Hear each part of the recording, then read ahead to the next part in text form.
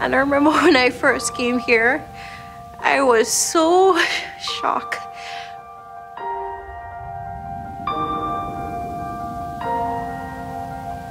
Gyvenant Lietuvoje, aš pastebėjau, kad katalikybė ir islama labai panašus. Gal ir todėl čečėnai ir lietuviai tokie uždari žmonės. Dažniausiai buvo taip, kad aš vis bėgdavau nuo to gyvenimo, nuo Romų, bet manęs vis tiek žmonės pritraukė.